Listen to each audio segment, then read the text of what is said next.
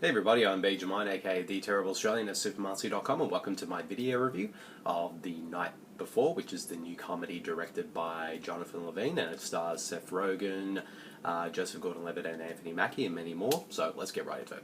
Now, actually, this one, just like my previous video review, Bridge of Spies, it was one I've been putting off for a while. Not because it's just I never got around to doing, just like Bridge of Spies, it took me a while to actually finally get around to recording this one as well, because I did see this one just about probably 2 weeks before Christmas, so I'm only just finally getting around to it now, so forgive me for the lateness of this one. So anyways, The Night Before, I should say that I actually do think Jonathan Levine is a pretty solid filmmaker. Even though his first film, All the Boys Have Loved Mandy Lane, I didn't think was as great as everyone has made it out to be, but it did show that he had a lot of talent, and his sort of follow-up films like The Whackness, 50-50 and Warm Bodies were really good. I really enjoyed those films a lot. So this is him sort of actually re-teaming with the same team behind 50-50, Joseph Gordon-Levitt and Seth Rogen, and this one's sort of a Christmas film, and even though I do, even though I do like all these guys, and I'm a fan of their work, unfortunately the Night Before just did not really do anything for me. Unfortunately, to be honest, I felt the first 2/3 of this film were not very good. I didn't really laugh all that much. I did have a giggle here and there, but it was they were like very few and far between. And to be honest, I just didn't find the main characters, to be that likable, and I kind of found them a bit obnoxious at times, and also a lot of sort of the jokes that the film was going for kind of fell flat. And this one, it felt like, it kind of reminded me a lot of sort of The Interview last year, where it's like they're just going so far for sort of gross out gags and whatnot.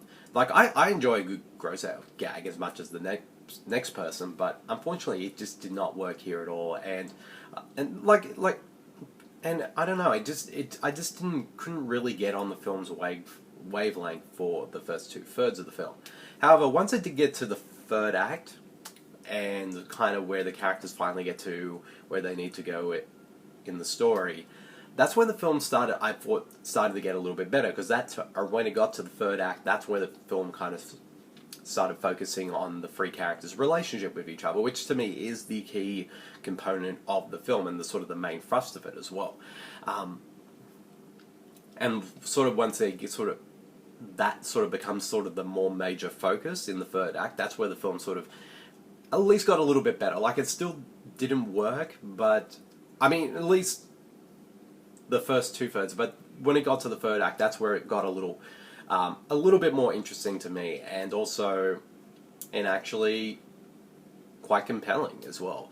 And there was actually a lot more funnier stuff that happened in the third act than the third 2/3, and also some pretty cool cameos in there as well, and which I won't spoil, because, you know, a lot of them were actually pretty big surprises.